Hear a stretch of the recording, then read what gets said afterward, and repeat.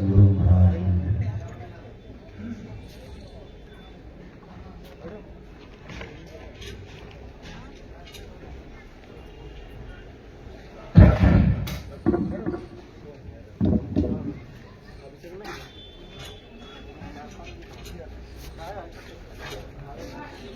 हरि ओम आनंदम प्रशांति जीवन दर्शनम नमो नारायण नारायण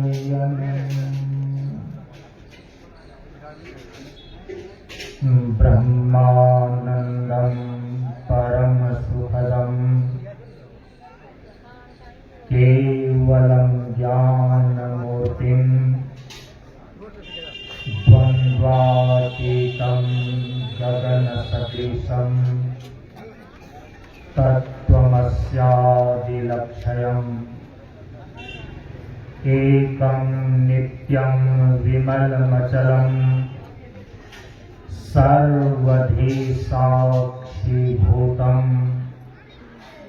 भावातीतं त्रिगुणरहितं सद्गुरुं तं नमामि सद्गुरुं तं नमामि।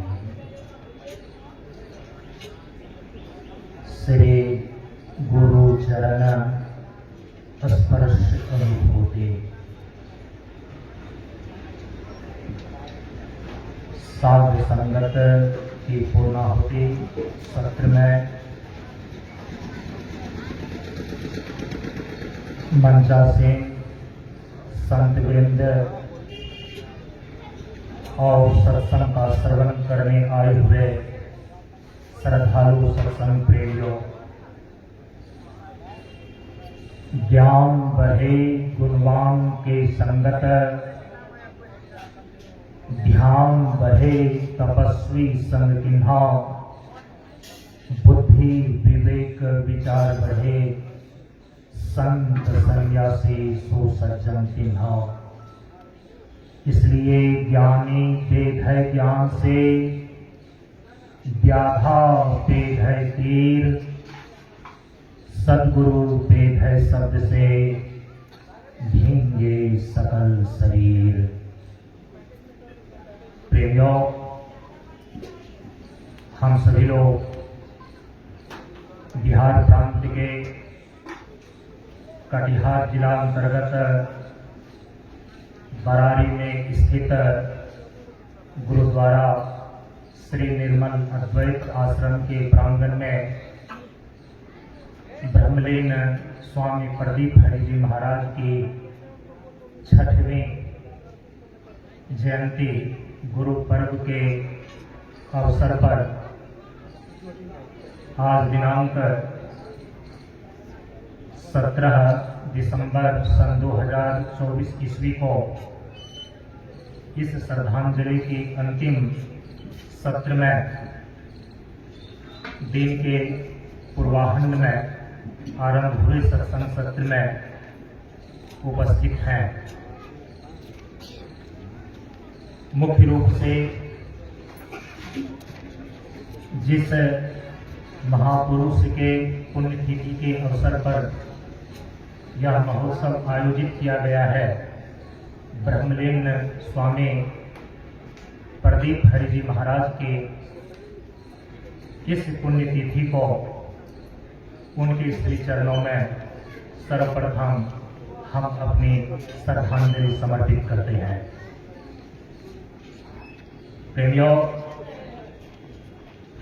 जैसा कि आपने पूर्व के सत्र में श्रवण किया कि संत शिरोमणि गुरु नानक देव जी महाराज के द्वारा स्थापित सिख धर्म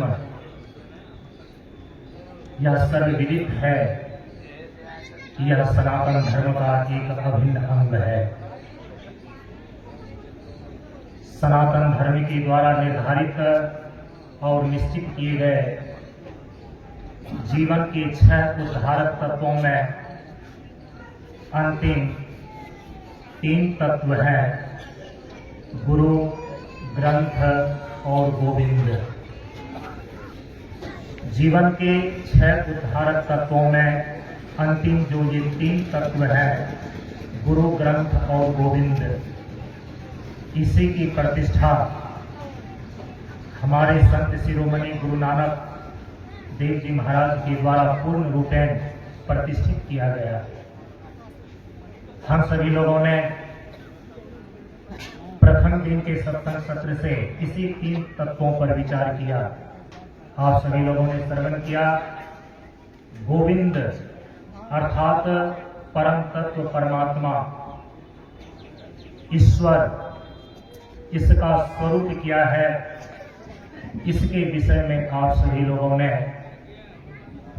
यत् किंचित जो सत्संग में उपस्थित रहे उन्होंने श्रवण किया कि सनातन धर्म के भारतीय दर्शन परंपरा के अंतर्गत योग दर्शन और वेदांत दर्शन में हमारे तत्वदर्शी महर्षियों के द्वारा जो ईश्वर के स्वरूप का प्रतिपादन किया गया है उसके अनुसार से क्लेश, कर्म, विपाक और आशय, इन 4 दोषों से रहित पुरुष विशेष का नाम ईश्वर है। इसके बाद हमारे सनातन धर्म की परंपरा में जन्माद्यस्य यतः इस ब्रह्मसूत्र के अनुसार से संपूर्ण जीव और जगत की सृष्टि, स्थिति और प्रलय का जो सर्वाधिष्ठान के रूप में परम तत्व ब्रह्म स्थित है, यही अपनी अचिंत्य त्रिगुणात्मिका माया व प्रकृति की शक्ति से उपहित होने पर ईश्वर कहलाता है। इस दृष्टिकोण से सनातन धर्म में ईश्वर ही के सृष्टिकर्ता, पालनकर्ता और संहारकर्ता के रूप में प्रतिष्ठित है। हमारे सनातन धर्म की परंपरा में योग दर्शन के अंदर जो तत्र निरतिशयम् सर्वज्ञ बीजम कह करके ईश्वर के बारे में कहा गया है, इसके द्वारा यह सिद्ध हो जाता है कि ईश्वर सर्वज्ञ है, सर्वशक्तिमान है और सर्वव्यापक है। और ऐसे ईश्वर का ही बोधक शब्द ओंकार प्रणव है, तस्य वाचिका प्रणव है, जिसको गुरुवाणी के अंदर एक ओंकार सतनाम इत्यादि करके गुरु नानक देव साहब ने प्रतिपादित किया। इस प्रकार से ईश्वर के स्वरूप को लेकर के, गोविंद तत्व को लेकर के, परम तत्व को लेकर के सनातन धर्म में इसके त्रिविध स्वरूप को निश्चित किया गया। परमात्मा का एक स्वरूप है निर्गुण निराकार स्वरूप, परम प्रभु परमात्मा का एक स्वरूप है सगुण निराकार स्वरूप, और परमात्मा का एक स्वरूप है सगुण साकार स्वरूप। इस प्रकार से परम तत्व परमात्मा के त्रिविध स्वरूपों को सनातन धर्म की परंपरा में हमारे संत महापुरुषों ने मान्य किया है, और तीनों ही स्वरूपों की पूजा, आराधना और उपासना और इनका अप्रोच ज्ञान प्राप्त करके हम मोक्ष प्राप्त करने का परम पुरुषार्थ करने में अग्रसर होते हैं। गोस्वामी तुलसीदास जी महाराज ने परम प्रभु परमात्मा के इसी त्रिविध स्वरूपों को रामचरितमानस के अंदर कहा कि एक अनीह अरूप अनामा अज सच्चिदानंद परधामा व्यापक विश्व रूप भगवाना ते ही ते हरि चरित्र कृतदाना। अर्थात परमात्मा का जो प्रथम स्वरूप है निर्गुण निराकार स्वरूप वह सत्य चित्त आनंद विभो और अद्वितीय निर्विशेष ब्रह्म के रूप में है। परमात्मा का जो दूसरा स्वरूप सगुण निराकार स्वरूप है वह सर्वज्ञ सर्वशक्तिमान और सर्वव्यापक ईश्वर के रूप में है। और परमात्मा का जो तीसरा सगुण साकार स्वरूप है वह राम कृष्ण आदि अवतार के रूप में है। हम सनातन धर्म जो कृष्ण राम के जाति के रूप में अवतार धारण करते हैं हम उनकी पूजा करते हैं। और कणकण में जो व्यापक विश्व होकर सर्वज्ञ सर्वशक्तिमान और सर्वव्यापक ईश्वर की सत्ता है हम उनकी ही उपासना करते हैं। इसीलिए जन और कण कण में ईश्वर दर्शन करने की वो दृष्टि सद्गुरु के द्वारा प्राप्त की जाती है। और अंत में जो निरालंबो उपनिषद में घोषणा की गई कि जीवो ब्रह्मा न अपना, प्रत्येक जीव का जो पारमार्थिक स्वरूप है वह ब्रह्म ही है, ब्रह्म से भिन्न नहीं है। परम पूज्य गुरुदेव बाबा शांतानंद जी महाराज के द्वारा प्रार्थना की पहली पंक्ति में ही यह विदित किया गया कि परम प्रभु स्वज्ञान जी का जीवन होवे ज्ञान। तो जीव का जो वास्तविक स्वरूप पारमार्थिक स्वरूप सत्यचित आनंद और द्वितीय ब्रह्म है, हम इसका अप्रोक्ष ज्ञान प्राप्त भी सदगुरु के शरण में करके जीवन के परम पुरुषार्थ मोक्ष को सिद्ध करते हैं। तो इस प्रकार से गोविंद अर्थात परम तत्व परमात्मा के स्वरूप को सनातन धर्म की परंपरा में त्रिविध रूप से प्रतिपादित किया गया है। और ये ध्यान रखना चाहिए कि जब तक इस परम तत्व का अप्रोक्ष ज्ञान नहीं हो जाता, भक्ति की भाषा में बोले कि ईश्वर के यथार्थ स्वरूप का साक्षात्कार नहीं हो जाता, योग दर्शन की भाषा में बोले कि जब तक आत्मा के शुद्ध परमात्मा स्वरूप में अवस्थिति नहीं हो जाती है तब तक आपके जीवन का कल्याण नहीं होता है। इसीलिए परमात्मा की भक्ति से जीवन का कल्याण होना भगवान श्री कृष्ण ने भागवत आदि ग्रंथों में उद्धव जी को उपदेश करते हुए यह स्पष्ट किया कि योग प्रयोग मया प्रोक्ता निर्णाम प्रयोग विदिशया कर्म ज्ञान भक्ति न अनुपायो अस्ति कुत्रचित्। जब आप परम तत्व गोविंद को उनके स्वरूप को सत्संग के माध्यम से परोक्ष ज्ञान के रूप में जान लेते हैं तो उसका परिज्ञान हो जाता है, तो उनका अप्रोक्ष ज्ञान प्राप्त करने के साधन को समझना चाहिए और उनका अभ्यास करना चाहिए। यदि परम तत्व गोविंद है और इस गोविंद को ही अपने जीवन में भक्ति उपासना और ज्ञान के माध्यम से उनके यथार्थ स्वरूप का अप्रोक्ष ज्ञान प्राप्त कर लेने पर जो हमारे जीवन का कल्याण होता है, तो इस गोविंद को प्राप्त करने की साधन क्या है? तो कहा कि इनके दो प्रमुख साधन हैं, उसी का नाम है गुरु और ग्रंथ। गोविंद तत्व को प्राप्त करने के दो प्रमुख साधन हैं और उसी दो साधन का नाम है गुरु और ग्रंथ। हमारे सनातन धर्म में एकम सद विप्रा बहुधा वदन्ति, परम तत्व और उस परम तत्व को प्राप्त करने के जो साधन है वो एक है, लेकिन उनका प्रतिपादन हमारे महापुरुषों के द्वारा बहुविध प्रकार से किया गया है। इसलिए भगवान कहते हैं गीता में अर्जुन से कि द्विविधा निष्ठा प्रोक्ता, हे अर्जुन, परम तत्व को प्राप्त करने की अति प्राचीन काल से हमारे महापुरुषों ने मनुष्यों ने दो प्रकार की ही निष्ठाएं बतलाई है। एक को बोलते हैं शांति निष्ठा और उसी का नाम है वेदांत, और दूसरे का नाम है कर्म निष्ठा और उसी का नाम है योग।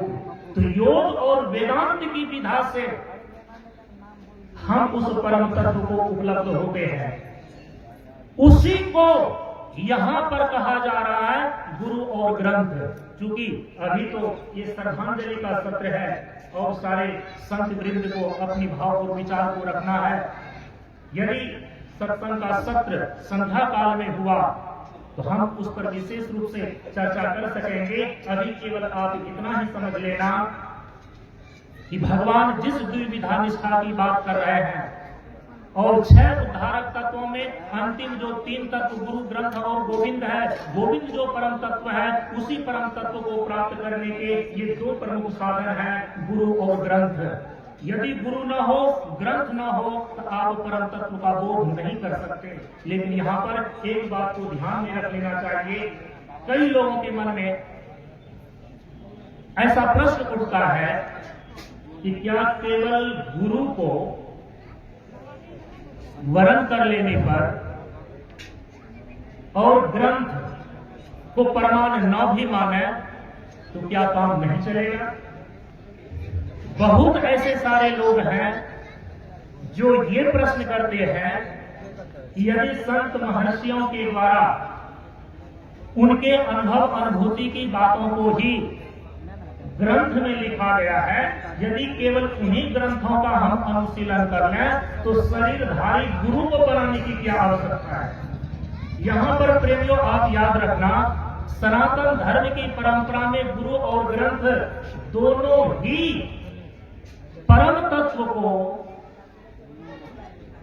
पाने का, परम तत्व का अपरोक्ष ज्ञान प्राप्त करने का प्रमुख साधन माना गया है। इसीलिए कि बिनु गुरु भव निधि तरई न कोई, ज्यों बिरंची शंकर सब होई। आप प्रकाश महाराज जी मंच पर आने का कृपा करें। और इसके बाद गोस्वामी तुलसीदास जी महाराज जी कहते हैं कि जड़ चेतन की ग्रंथि पल गई, यद्यपि मृषा छूटत कठिनाई। तो बिना गुरु के कोई भव सागर को पार नहीं कर सकता। और आपके अंदर जो जड़ चेतन की ग्रंथि पड़ गई है, आप जानते हैं ग्रंथ किसको बोलते हैं? ग्रंथ एक पारिभाषिक शब्द है सनातन धर्म के अंदर। और यदि कि आप ऐसा अभी तक मान रहे हैं और यदि ऐसा अभी आप जान रहे हैं कि किसी भी पुस्तक का नाम या किसी भी किताब का नाम ग्रंथ है, तो किसी भी पुस्तक या किसी भी किताब का नाम या उसकी संज्ञा हमारे सनातन धर्म की परंपरा में ग्रंथ नहीं है। सभी किताब को और सभी पुस्तक को ग्रंथ की संज्ञा नहीं दी जाती है। इसलिए ध्यान रखिए कि हम ग्रंथ किसको बोलते हैं। ये ग्रंथ परम तत्व को प्राप्त करने का साधन है, इसीलिए ग्रंथ एक पारिभाषिक शब्द है। कहा कि जो ग्रंथि का भेदन करने का साधन है उसको बोलते हैं ग्रंथ। ग्रंथि को भेदन करने के साधन का प्रतिपादन जहां पर किया गया है, जिस शास्त्र में किया गया है, तब हम उस शास्त्र को ग्रंथ बोलते हैं। जड़ चेतन की ग्रंथि पड़ गई, यद्यपि मृषा, जड़ चेतन की जो ग्रंथि है ना, जो गांठ है, जो बंधन है, ये खुले नेत्र से दिखाई नहीं पड़ती है। गुरु की कृपा से यदि वह आपको दृष्टि प्राप्त हो जाए, विवेक की दृष्टि प्राप्त हो जाए, तब कहीं आपको अपने भीतर की ग्रंथि, भीतर की गांठ दिखाई पड़ती है। ग्रंथि का सामान्य अर्थ होता है बंधन। ये जीव जो इस संसार से बंध गया है, कहा कि 3 प्रकार की ग्रंथियां हैं और 3 प्रकार के बंधन है। एक है अविद्या की ग्रंथि, दूसरी है काम की ग्रंथि और तीसरी है शोक ग्रंथि।